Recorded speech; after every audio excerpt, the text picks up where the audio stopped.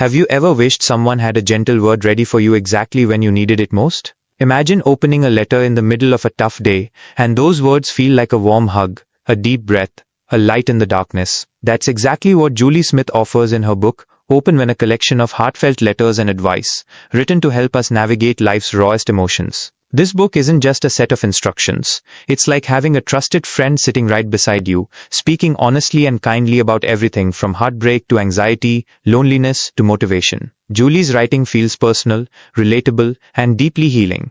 In this video, we'll explore the powerful lessons and practical guidance she shares, helping you understand your emotions, cope better, and move forward with more confidence and self-compassion. So, if you've ever felt lost or overwhelmed or wondered how to comfort yourself when no one else can, stick with me. Don't skip this part. This is where the real transformation begins. And here's a question for you right now. What's the hardest emotion you wish you could understand better? Think about that, because we're about to dive into exactly how Open When helps you find answers. Heartbreak, it's one of the most painful feelings we go through. Whether it's the end of a relationship, the loss of a dream, or even the fading of a close friendship, that ache can feel unbearable. Julie Smith's Open When tackles this raw emotion head-on. She doesn't sugarcoat the pain or rush you past it. Instead, she invites you to sit with it, understand it, and eventually heal. Julie reminds us that heartbreak isn't just sadness. It's a messy mixture of grief, anger, confusion, and sometimes even relief. She encourages readers to allow themselves to feel all these emotions without judgment. Through her compassionate words, she shows that healing begins when we stop fighting our feelings and start accepting them. One practical takeaway Julie offers is the power of writing your own letter to your past self or to the person who hurt you. This isn't about blame, it's about expression and release. It's a way to put what's inside your heart out on paper so it no longer weighs you down. If you're struggling with heartbreak right now, don't skip this part, because here lies the gentle truth that healing is possible, even when it feels out of reach. Have you ever tried writing a letter to yourself or someone else to help process your feelings? It might be easier than you think. Loneliness, it sneaks in quietly, even when we're surrounded by people. Julie Smith knows this all too well, and in Open When, she offers a comforting reminder that loneliness is a common human experience, not a personal failing. She gently acknowledges how isolating it can feel, but she also challenges the idea that loneliness means you're truly alone. Julie encourages us to rethink loneliness as a signal, a chance to connect more deeply with ourselves. Instead of distracting ourselves or running away from those feelings, she invites us to lean in, to listen to what loneliness is telling us about our needs and desires. One powerful exercise she shares is creating a comfort box filled with things that make you feel loved and safe. Photos, letters, favorite songs, or even small objects that hold meaning. When loneliness strikes, this box becomes a physical reminder that connection is always within reach. Julie also reminds us that reaching out to others, even in small ways, can break the cycle of isolation. Sometimes, a simple text or sharing your feelings with a trusted friend can make all the difference. If you've made it this far, you're already taking a step towards healing. So ask yourself, what's one small thing I can do today to feel more connected? And here's something to think about. What surprising discovery about yourself might loneliness reveal if you truly listen? Anxiety is something nearly everyone battles at some point, and Julie Smith captures this feeling with raw honesty in Open When. She explains that anxiety isn't just an obstacle to overcome, it's a signal from your mind that something needs attention. Instead of pushing anxiety aside or judging yourself for feeling this way, Julie invites us to sit with it, understand it, and respond with kindness. She shares practical techniques to calm the racing mind, like grounding exercises that bring your focus back to the present moment. For example, noticing 5 things you can see, 4 you can touch, 3 you can hear. This simple practice helps interrupt spiraling thoughts. Julie also emphasizes the importance of reframing anxious thoughts. Instead of saying I can't handle this, try I'm doing the best I can right now. This shift in language gently rewires how your brain reacts to stress. And if anxiety feels overwhelming, she reminds us that seeking professional help is a brave and valuable step, not a weakness. If you're a fan or watching this now, you're already building resilience. So here's a question for you.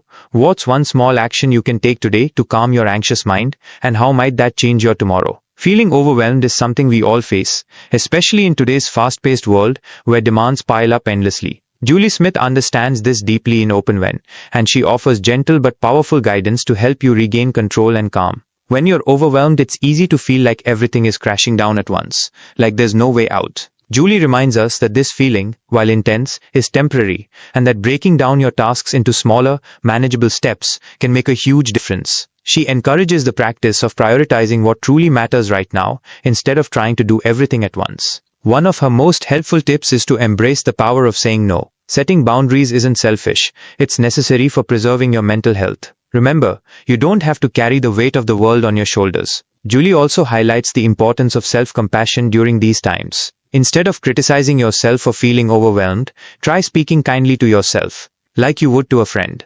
You've made it this far, which means you're ready to take back your peace. So, ask yourself, what's one small boundary I can set today that will ease my overwhelm and protect my energy? Anger is a powerful emotion, and Julie Smith in Open When teaches us that it's okay to feel angry, it's natural, and signals that something in our life needs attention. The key, she says, isn't to suppress anger but to express it in healthy ways. When anger rises, our instinct might be to lash out or hold it all inside, but neither helps us grow. Julie advises taking a moment to breathe deeply and step back before reacting. This pause can prevent harmful words or actions and give us space to think clearly. She also suggests writing down what you're feeling. Putting your anger into words helps unpack it and often reveals the root cause, whether it's hurt, frustration, or fear. Another important insight is learning to communicate your anger assertively, not aggressively. Saying, "I feel upset because," instead of blaming others, opens the door for honest conversation and resolution. Remember, anger can be a tool for change if managed wisely. So here's something to ponder.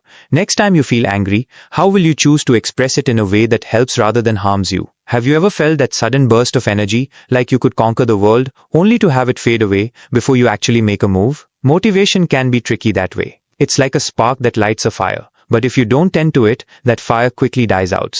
In Open When, Julie Smith dives deep into how we can understand and nurture that spark of motivation so it becomes a steady flame, not just a fleeting flash. Motivation is more than just a feeling. It's the driving force behind every action we take. But what happens when that drive feels distant or unreliable? Julie reminds us that motivation isn't something magical that just appears. It's something we can cultivate, piece by connecting with our true feelings and goals. The letters in Open When gently guide us to tap into our why, the reason behind our desire to move forward. Sometimes when we feel stuck or overwhelmed, it's easy to beat ourselves up for lacking motivation. But this book teaches us to be kinder to ourselves, to recognize that motivation can be affected by so many things: stress, exhaustion, or even fear of failure. Instead of pushing harder, sometimes what we need is to pause and reflect, to remember what originally ignited our passion. Julie's heartfelt words remind us that motivation is like tending a garden. You have to water it regularly, remove the weeds of self-doubts, and celebrate the small victories along the way. Real-life examples show us how taking tiny steps, even a 5-minute action, can build momentum, making motivation feel more manageable and less intimidating. So if you've ever wondered why motivation seems so elusive, or why it burns out just when you need it most, this part of Open When is a game changer. Don't skip this part. This is where the real transformation begins. By learning to nurture motivation with compassion and consistency, you'll find yourself moving closer to your dreams day by day.